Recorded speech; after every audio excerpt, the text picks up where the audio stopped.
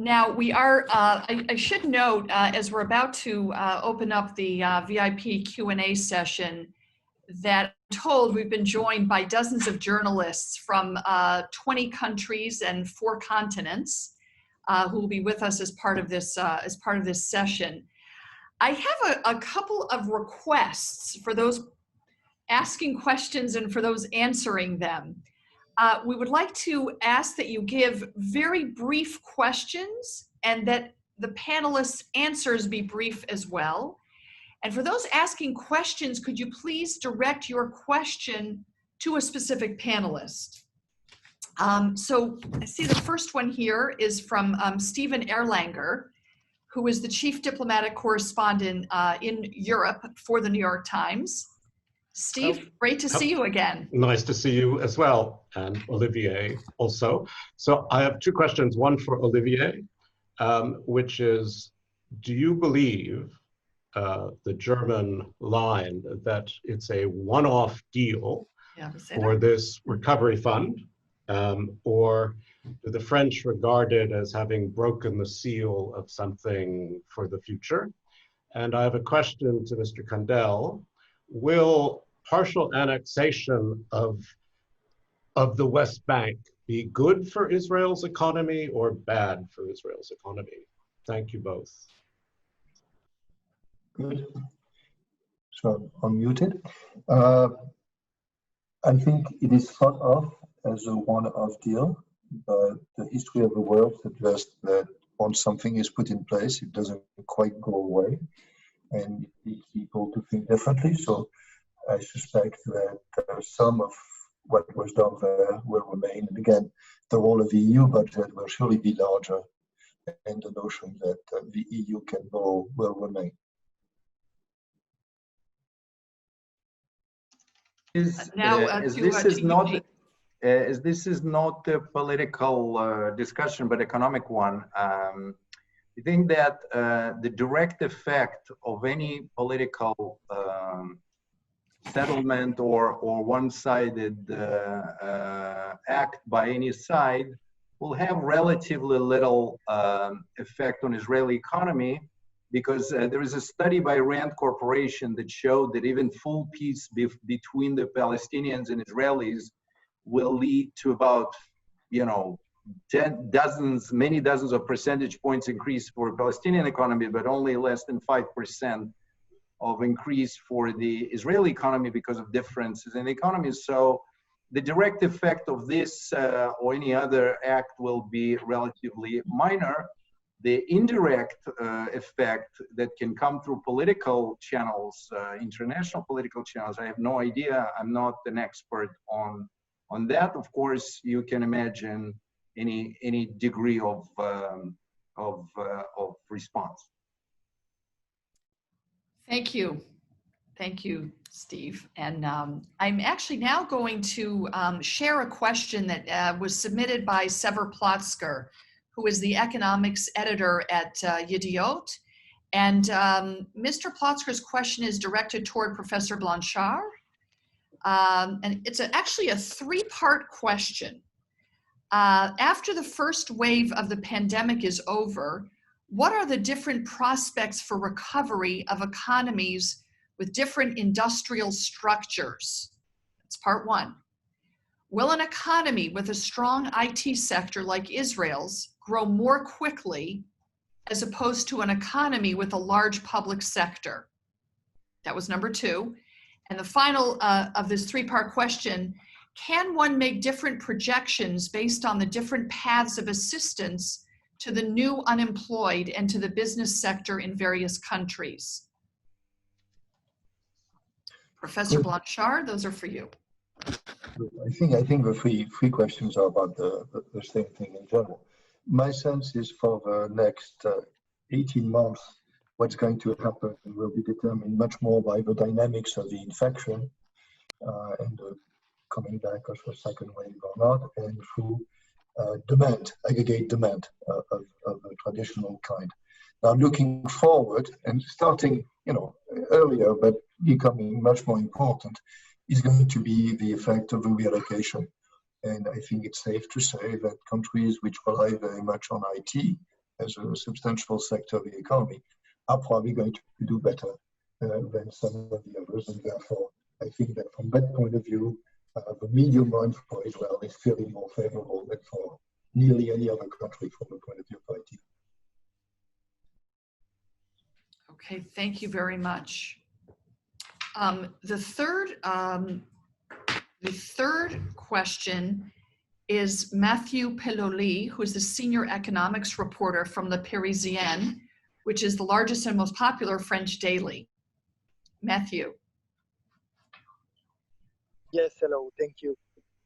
My question is for Jason Furman.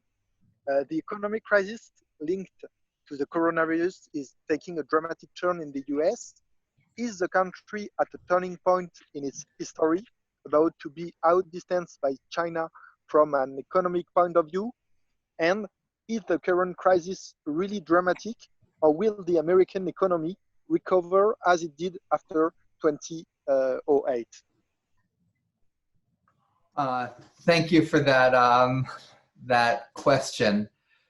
If you look purely in terms of GDP, the United States had a smaller contraction in the first quarter than Europe or China.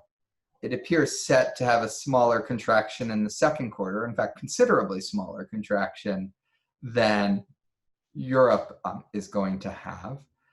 I think the medium-term consequences means that China, Europe, and the United States will all be below their trend level of output 5 years from now that they would have been on because of this. The US fiscal and monetary response has been quite good. The biggest problem for the US economy has been the health response. First of all, just a tragedy in terms of the number of people who have died.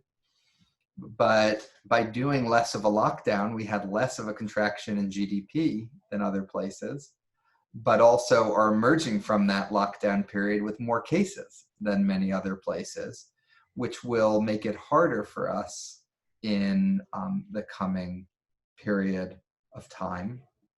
The big open question is the one we were discussing to some degree at the beginning, which is what happens with employment. If the United States has an unemployment rate of 10% 2 or 3 years from now, for us, that's a disastrously high level of unemployment because it's layered on top of a country where fewer people participate in the workforce than participate in the workforce in France and most other European countries. On the other hand, if employment can recover more quickly, that will matter a lot. Another question is whether this becomes an opportunity to address some of the structural problems in the US economy. For example, the high levels of inequality. Minimum wage was last raised 13 years ago. Do people look at all the frontline workers who they're lionizing as heroes right now and come back and say, you know what, a lot of them are making at or near the minimum wage. We need to raise the minimum wage. We need to do something to build a more inclusive and sustainable economy.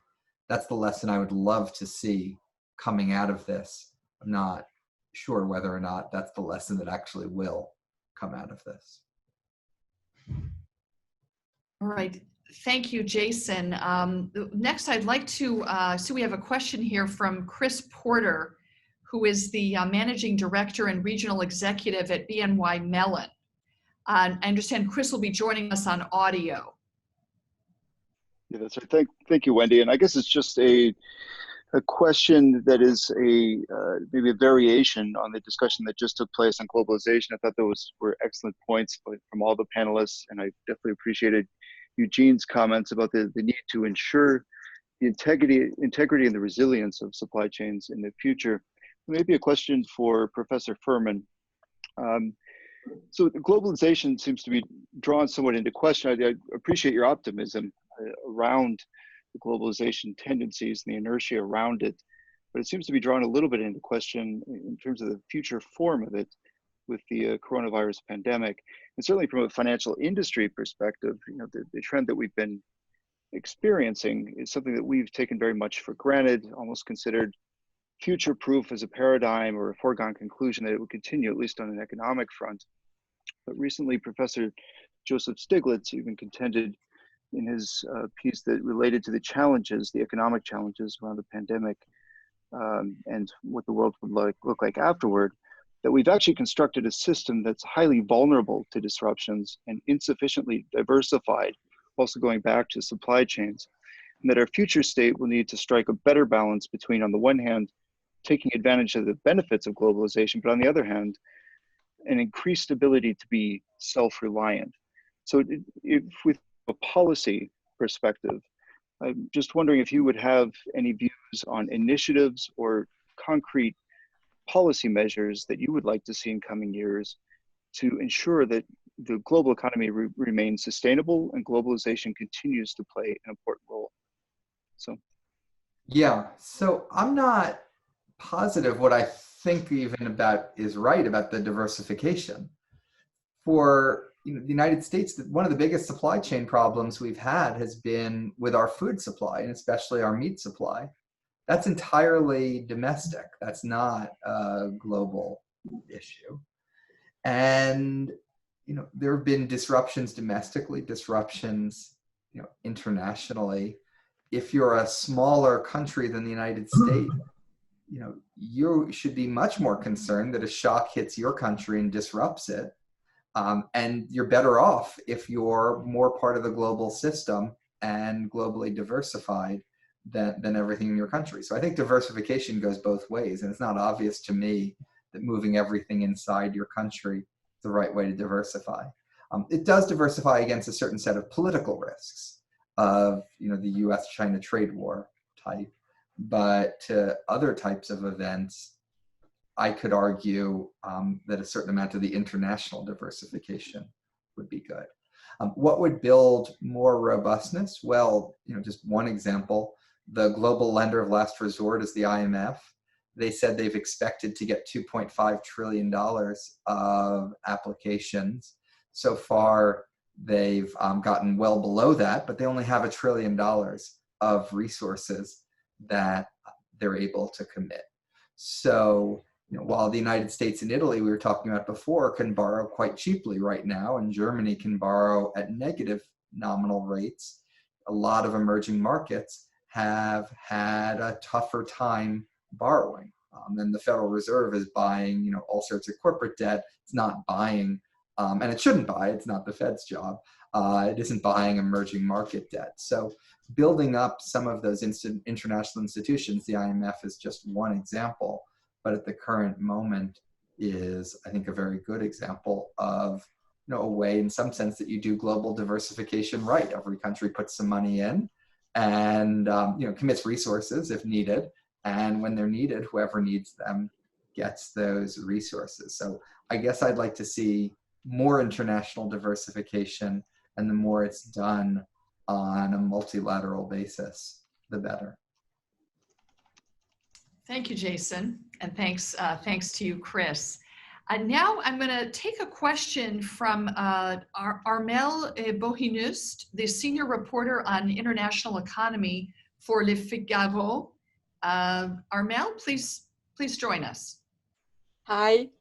Central banks and governments are distributing a lot of money to states, companies, citizens. To what extent can they go? Is there a limit to that? And what will be the impact of these measures on the country's economies and on people's life in the next years? And who would you like to direct your question to?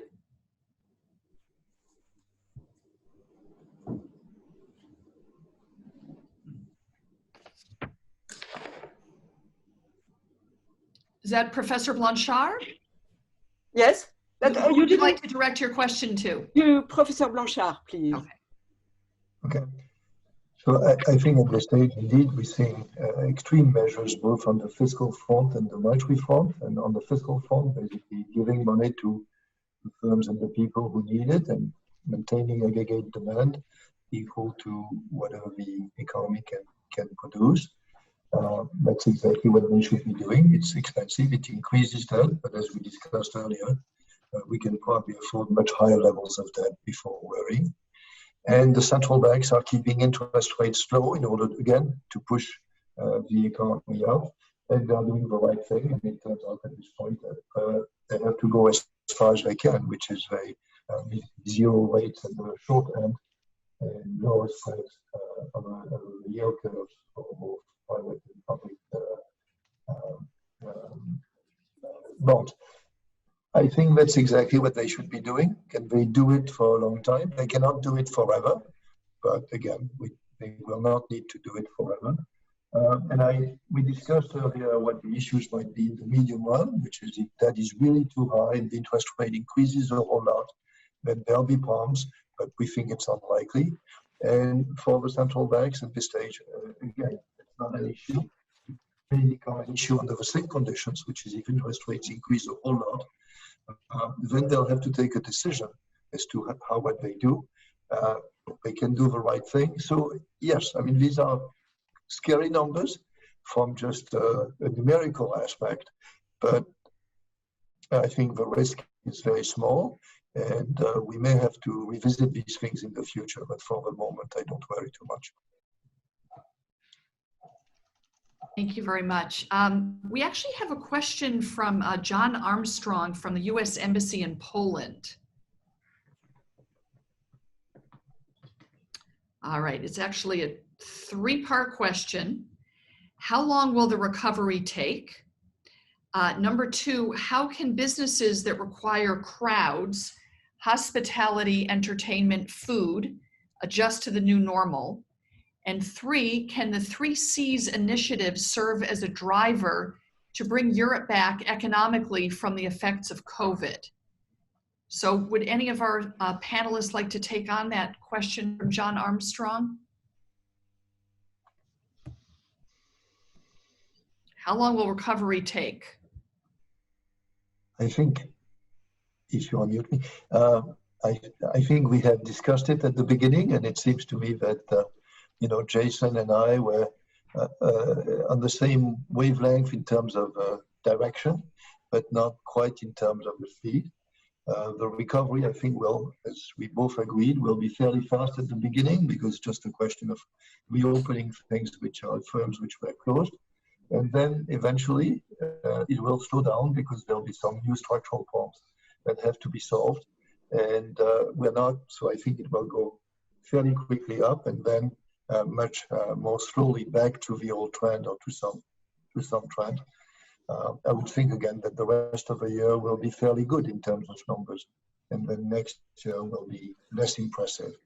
On the physical distancing, my sense is that this is very much a temporary shock, that it will at some stage not be needed, and when it's not needed, all the businesses which are suffering from the constraints from physical distancing will be able to go back to where they were before.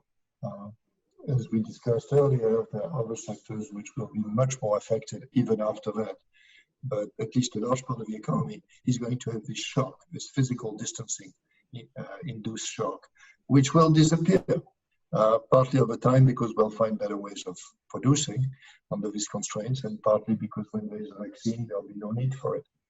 I don't know if Jason wants to add anything. Yeah, I mean, I distinguish between the first round effects, which are the direct effect of a virus on a business, which, last month meant your business couldn't be open. Now it means you can seat people outside if you're a restaurant and you can't seat people inside. 3 months from now, you can seat people at half capacity. A year from now, at full capacity or whatever it is. That's the direct effect of the virus. There's then an indirect effect of just the economic problems associated with the virus. In the financial crisis, fewer people went to restaurants. Restaurants laid off workers. Restaurants changed as a result of it. That had nothing to do with it being unsafe to be in a restaurant in the year 2008 or 2009. And it was because people lost jobs and lost incomes. And when that happens, it propagates throughout the economy in terms of insufficient demand, lack of jobs, and the like. I am worried about that second round effect persisting past the first round effect. So, even when the direct effect of the virus is gone, that you have that second round effect. Now, if we continue to do everything well in terms of fiscal and monetary policy, maybe we'll contain that second round and it will be relatively fast. But I'm worried, one, that we won't do everything well in terms of policy, and two, that the reallocation we were talking about before means it would be persistent. So I would distinguish between, yeah, what the virus will cause, which I think we'll get over relatively quickly, and the underlying economic momentum, which could be more persistent and outlast the virus itself. Eugene, did you want to add anything to that? You need to unmute. Yeah, I just want to put a little bit of down, because it seems to me that we sort of dismiss the livelihood of this virus as being very, very limited and short.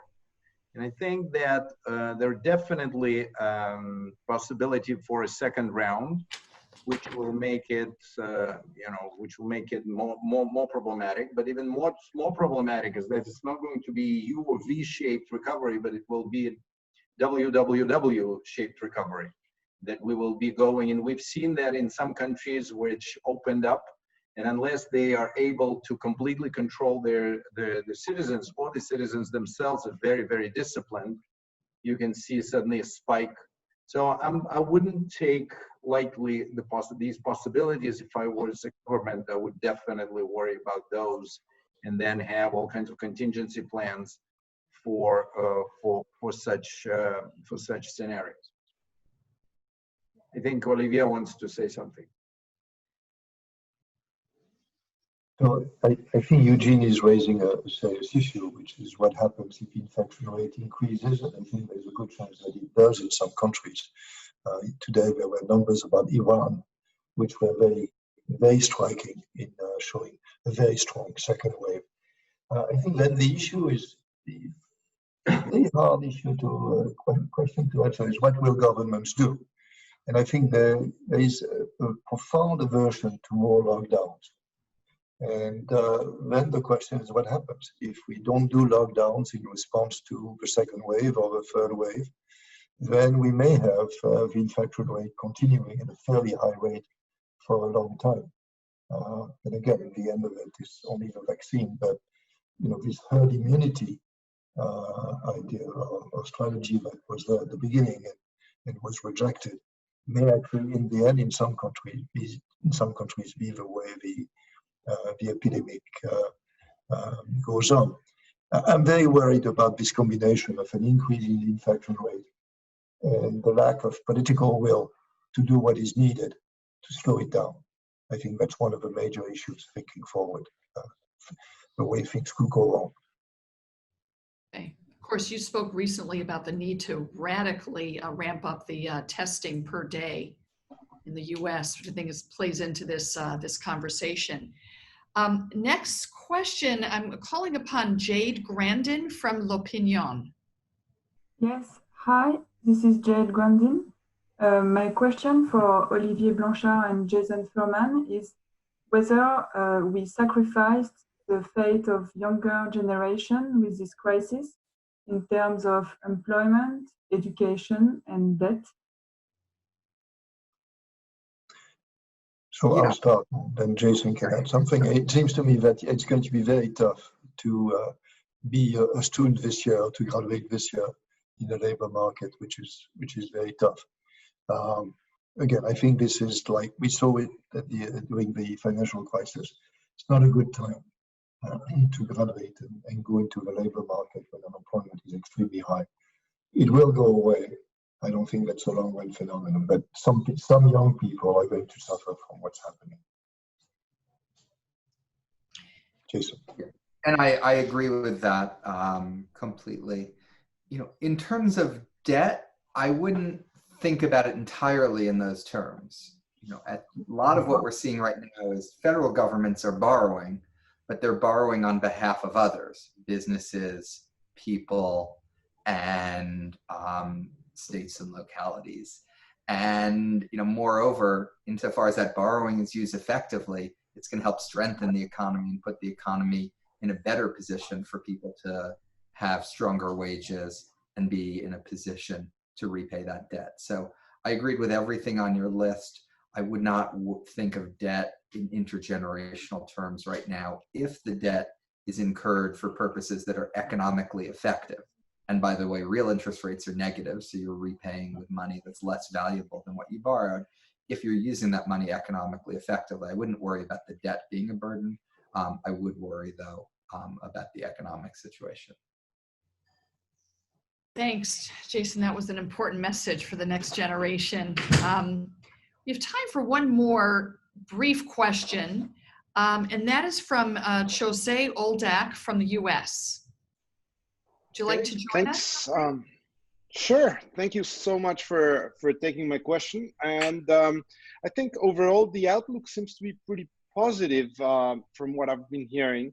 However, I think that we're stressing certain sectors, certain parts of the economies and of the social systems that uphold these economies.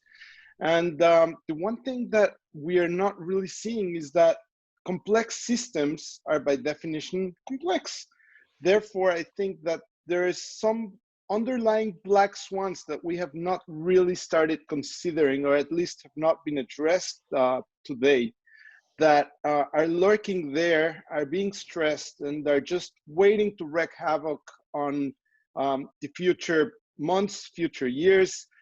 What's the crisis that's boiling underneath that nobody is really paying attention to? So I don't know if maybe Eugene would like to take that question, or if any of the other speakers would like to take that question.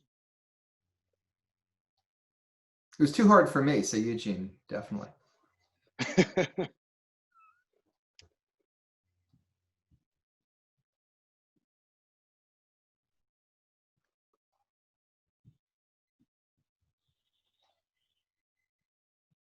Lost the audio. I don't know if everybody else lost the audio. Yeah, no, it's somebody just forgot to unmute me. So yeah, this is of course by definition, you know, always like they said, nobody expects the Spanish Inquisition. I mean, you never expect the unexpected, so it's a very hard question to answer. But I'm going to go back to what I was mentioning earlier, is that what worries me for the last few years is that the degree of the development of technology and the degree to which it replaces the labor, I'm sort of coming back to 1930 Keynes' worry of technological unemployment. He was definitely way ahead of his time with this worry, and it never materialized over the next 90 years. But it doesn't mean that it cannot materialize. And so if we get there, we're not equipped to deal with the lack of social cohesion and social unrest and radicalism that will grow out of this. And we're not equipped with our tax systems to actually, we're having tax competition, and that allows a lot of people and a lot of companies. And here, I think, Olivia, you did mention that corporates are going to be better taxed, but there will be always countries that will bring these corporates to them.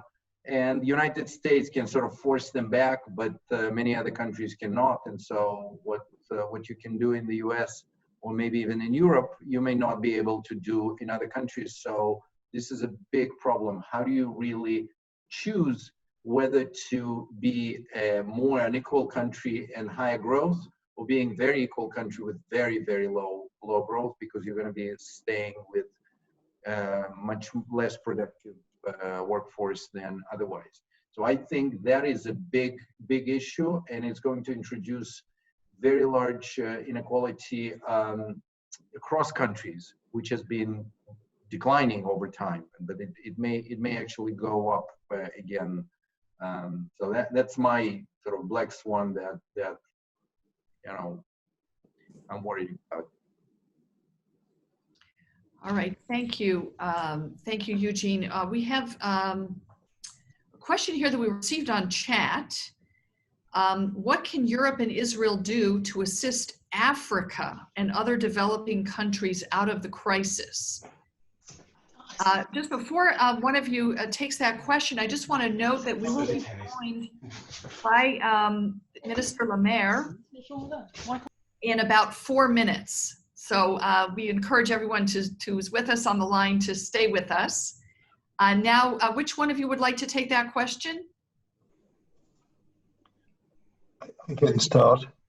I mean, it is obvious that African countries are going to need help, and that's where the IMF and the World Bank can do a lot of good. I suspect that in many cases, their debt burden, both the one they had before the crisis and the one that they are going to accumulate as a result, is going to be too high, and there'll have to be a lot of debt restructuring. Again, I think the IMF is in a good position to help the parties get to agreements. They are going to need help, but the good news is that Africa is poor, so that the problems they have at the world scale are tractable if rich countries are willing to put their money. It's not a gigantic amount of money, but it's absolutely needed. Okay. Jason or Eugene, do you want to take that one? I just am very worried about the rich countries being so preoccupied with their own problems right now that they're turned inward. And while these aren't incredibly expensive things to do, expanding the IMF's capacity I was talking about, what Olivier was talking about, I think is still, a big lift to happen, for the United States right now. And, I think that's foolish. I think the money would do enormous amounts of good. I think some of it would be protective of us ultimately, but, I don't see any country doing a particularly great job stepping up and looking out right now. Certainly not the world's biggest countries. Right. Certainly Yeah. not. Foreign aid is not a popular topic in the US as well. I think may I say a couple of things. We've been actually looking into this, and one of the biggest issues, well, actually two big issues. One is that the technology that is always the solution for increased productivity, which has to bring people out of poverty, is very hard to deploy in these countries. And so it's not like the technology does not exist or is not known. The question is, how do you develop business models that can work? And so there, I don't think IMF and World Bank are actually particularly efficient in those domains. I think that sort of local organizations, and we've seen quite a few of those, developing really business logistical models that can overcome the challenges of bringing even simple technologies into the farmers' hands and increasing their livelihood by 30, 40, 50, 100% a year. It's not such a big deal when you're increasing it from $300 to $600 in terms of, sort of the developed world measures. But for them, it's huge increase, and it can be increased further. So I think that technology, business models, and what I described before, the disconnect between the large amounts of money that allegedly are willing to be invested, not spent. Here I agree with Jason completely that for the next couple of years, I doubt that taxpayers in any country will look favorably on helping others when they are suffering. So in developed world. So I think that thinking about how to develop the deal flow of introducing technologies into the bottom of the pyramid and making it work is the key way to really help long-term these countries. And then the big institutions like World Bank and mostly World Bank and IFC can actually step in and do scale up and facilitation, etc. But that part, by the way, according to IFC, is missing. Okay, thank you. Thank you, Eugene. I'm now turning it over to David, who will introduce the minister. Thank you, Wendy. We're delighted to be joined by the Honorable Bruno Le Maire, the Minister of Economy and Finance of France. Minister Le Maire, we appreciate very much your long partnership and friendship with ELNET, and thank you for joining us today. The floor is yours for a short statement. Thank you, dear President, dear David, dear professors, ladies and gentlemen. I would like just to start with a few figures to explain in which world we are now. In 2009, which was the most important crisis after the World War II in Europe. The Eurozone's GDP contracted by 4.5%. In 2020, according to the last assessments of the European Commission, the GDP is expected to contract by 7.7%. And in France, the very last forecast is a decrease by 11%. Not since World War II have we gone through such a deep recession. And I think that we should be all aware of the dramatic and negative impact of the crisis on our all daily current life. But I would like rather to focus on the action that we can take to help the global economy recover and recover fast. And I would like to seize this opportunity to thank all the professors that are giving us some very key advices. I'm thinking of Professor Blanchard, for instance. We have had interesting talks with the French president about the best way of responding to the crisis, because this is time where we need debates, exchanges of views, and the support of professors in economy. As far as the first response is concerned, I think that we have set up extremely quickly in France and in many other developed countries emergency measures to absorb the economic shock on an unprecedented scale. And of course, we are increasing the level of public debt, but as Professor Blanchard explained, he proves to be right. Public debt now is not the key difficulty. The key issue is to support our economy and to avoid important failures in the economies of the developed countries. In 2009, I think that we acted too late and too timidly. And I really think that we have been able this time to draw the consequences of this lack in 2009 by responding massively and quickly in 2020. European countries in just a few days have all developed a similar approach to protect businesses, to protect employees, and to protect skills.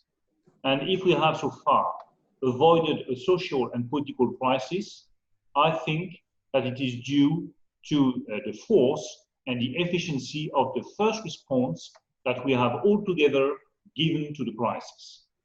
Partial unemployment measures, for instance, have been set up everywhere. State-guaranteed loans have been granted, and support for the most fragile businesses has been provided. We are now entering a second phase, which is clearly the most difficult because it is the phase after the lockdown, and you have some economic sectors that have been severely hit by the crisis that are facing new and key challenges. And this new phase requires a second response, a different one. We are gradually reopening our economies. We now need to help companies through the hurdles of resuming their activity in safe conditions. We need to design appropriate recovery plans for sectors that have been fiercely affected. And that's exactly what we are doing now with the French president. We are defining and deciding very strong plans to support the tourism and catering sector, the automotive sector, the aeronautics, and the construction sectors. And I will present a new law to fund these sectorial plans next week at the French Council of Ministers for the sake of having all the plans being adopted by the end of July. Then will come the third and last step, which is still ahead of us.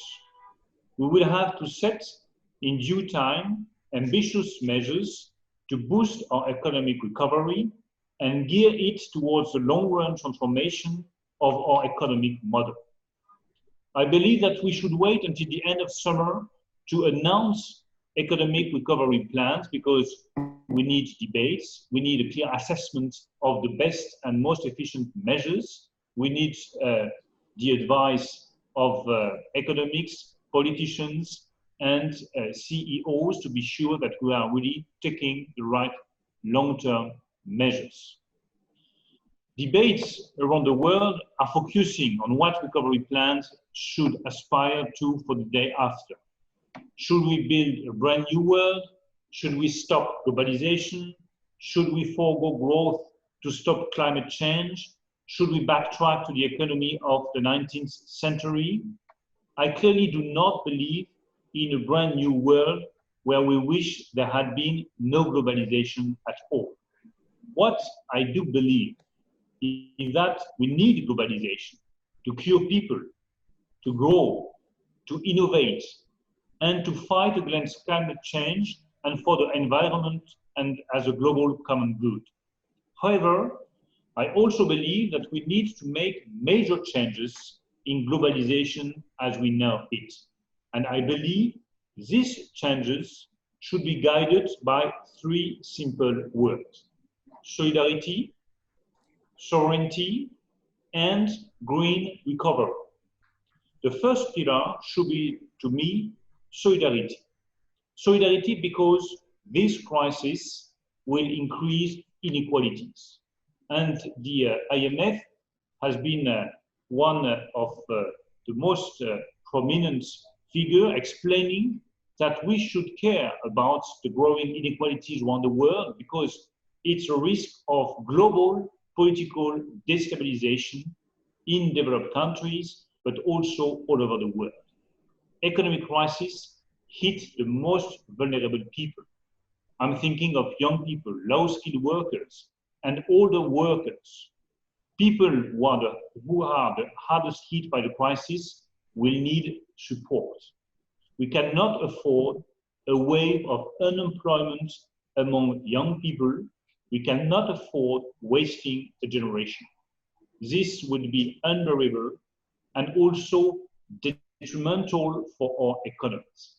When I'm speaking about solidarity, I'm also thinking about the necessity of having more solidarity among EU member states. And I'm really very proud of the decisions that have been taken by the Commission and the very last proposal put on the table by the Commission, 1,300 billion euros for the recovery plan of the EU Commission based on grants and loans. I think this is the right response at the right time. And I'm also very proud, to be very frank with you, that this plan has been inspired directly by the proposal put forward by Emmanuel Macron and Angela Merkel. But this is also a clear evidence of the willingness of the EU to build this new globalization on the principle of solidarity and not on the principle of selfishness. I would like also to insist on one single point on this economic recovery plan at the EU level based on solidarity, which is the fact that we are raising common debt. For the first time in the EU history, we will raise common debt to finance public expenses. That's good news for the countries, that's good news for the EU member states, and that's good news for the European construction. When I'm speaking of solidarity, there is a last point I wanted to tackle, which is the question of international taxation. You know how much I've been involved in the necessity of redefining the international taxation for the 21st century. And I'm deeply convinced that solidarity means also a fairer taxation system at the international level. We are all aware that the winners of this crisis will be the digital giants. Nobody could understand that the winners of the crisis, digital giants, could avoid a fair taxation in the countries in which they are making profits.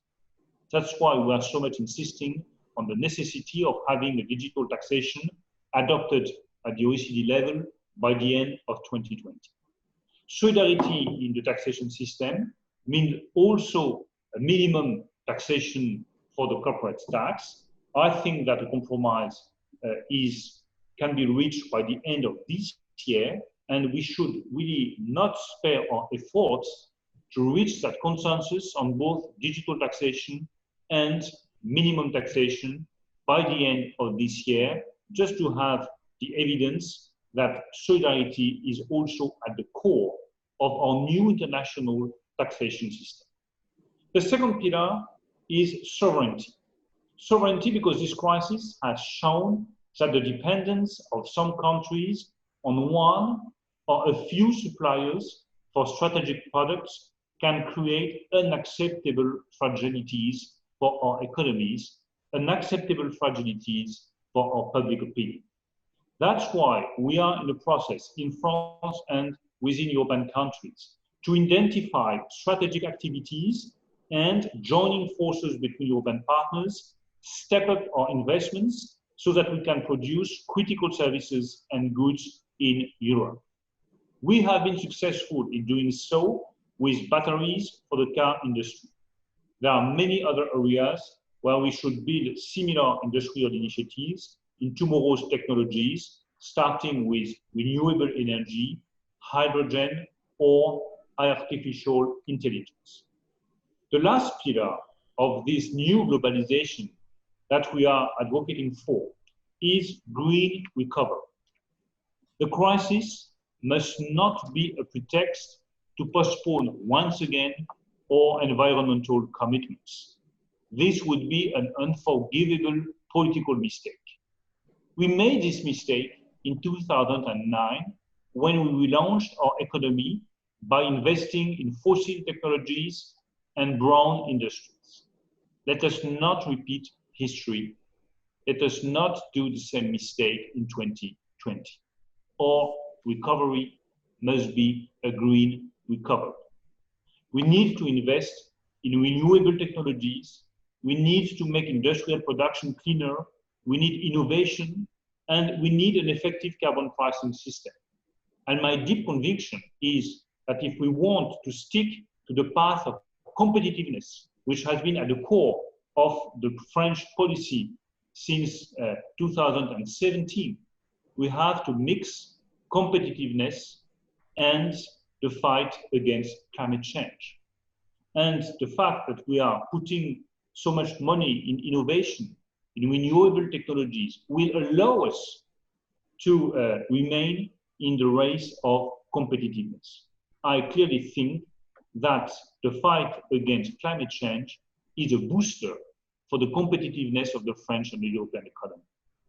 But it means also that we will have to introduce a carbon adjustment mechanism at the border of the EU, because our efforts to make our production cleaner would be wasted if they just lead to more imports that do not respect our high environmental standards.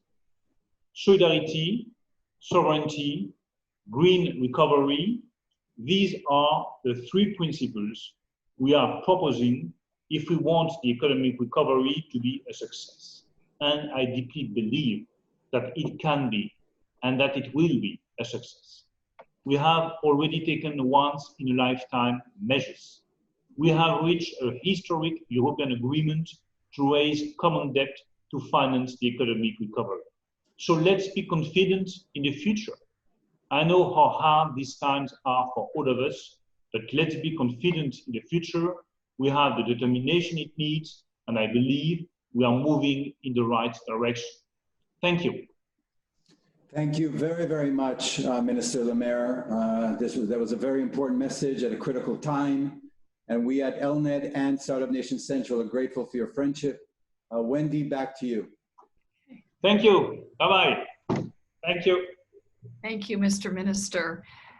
There's no question that today's conversation took place at a critical moment, and it was a real opportunity to bring together the finest minds to have a policy discussion on what's coming next and what can be done about it. I now would like to bring us forward to the follow-on event that we talked about earlier, and share with you the poll results, which are just in. So according to all of you that filled in the poll, here are the two most compelling sectors that you would like to see covered at the at our next online conference. The first is Industry 4.0, digitizing and optimizing operations. And the second is COVID-19 diagnostics and decision support. So as I mentioned earlier, while today was a policy conversation, the follow-on summit is going to be more focused on bringing specific technologies that can be applied to your countries and your companies with the COVID-related challenges. Now, for the journalists, I see as we're watching the chat here in our control room that the questions just keep coming in. And we weren't able to answer all of them, but Julia Lisheka is the host on chat. And she's actually available for the journalists that would still like to submit any questions on the chat. So with that, stay well, and we look forward to seeing you at our next event. And over to you, David, for the close.